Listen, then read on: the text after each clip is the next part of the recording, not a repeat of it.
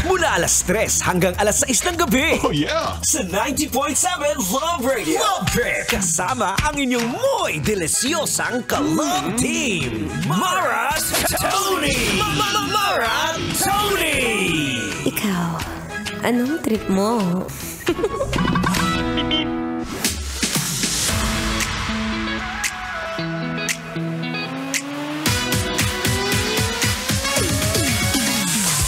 What's up, mga isda?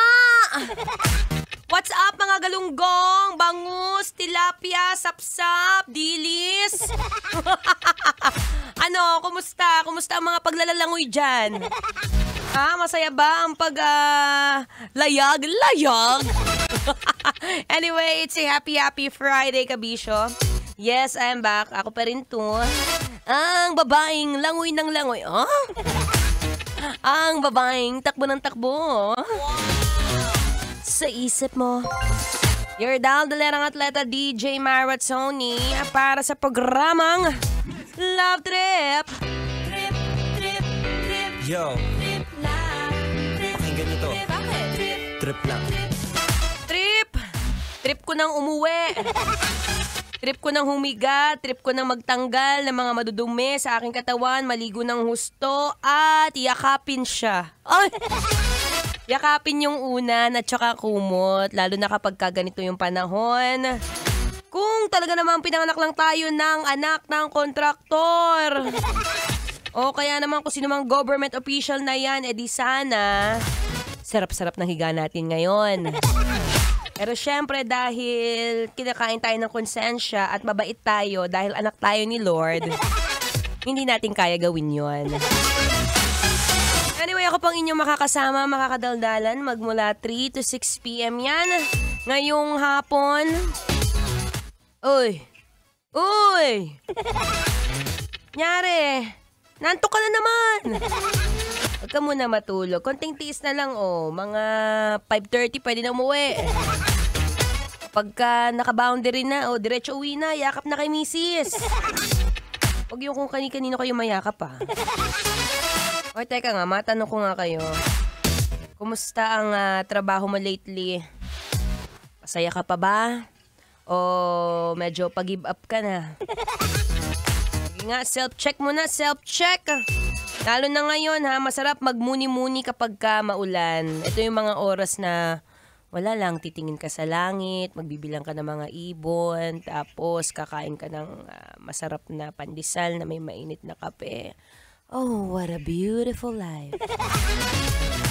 Pero syempre, habang naghihintay ka dyan, lalo na ngayon, by the way pala, bago ko makalimutan, gusto kong i-congratulate si Jessica Sanchez, one of a Filipino maid. Alam mo, tuwang-tuwa ako kapag may mga Pilipino na talagang nirepresenta ang ating bansa. Hindi lang po sa larangan ng sports, syempre, pati na rin sa larangan ng singing. Diba? Isa po siya sa nanalo sa America's Got Talent Season 20. Na ever since batang-bata pa lang kumakanta na hanggang ngayon na may dala ng bata sa tiyan. Very successful at siya pong itinanghal na kampiyon sa America's Got Talent Season 20. Hoy, congratulations, Maring Jessica. Baka naman. Close kami. Pero sige, mamaya pag-usapan natin yan. Mausapan natin yung mga pangarap na hindi natupad. Lungkot naman nun, marathon. Sabayan na natin yung panahon. Anyway, mag-chill ka muna dyan. Take a deep breath. Tanggalin ang lahat ng mga toxic. Lahat ng mga madudumi. Lahat ng mga iniisip mo na feeling mo, dadagdag lang yan sa problema mo. At sabi ko nga sa'yo, ang laki ng problema mo ngayon, no? Bakit naman kasi habang tumatagal, hindi mo pa binabayaran ng utang mo? Bakit naman kasi habang tumatagal, pinamumukha mo pa sa kanya na gusto mo siya pero deep inside, niloloko mo lang siya, bi. Bawas-bawasan ang mga kasalanan. Naku, kasi sabi ko sa'yo, tapos mamaya magsisimba ka na naman pag Sunday. Anyway, sige na nga, iwanan na nga muna kita ng magandang music dyan. Basta dyan ka lang, huwag ka munang aalis. Tayo mag-uusap, pampatanggal problema. Pampatanggal ng bagot. Ako po'y magbabalik maya-maya lamang. But now, makinig muna ng Feel Good Music. Ngayong Feel Good Friday.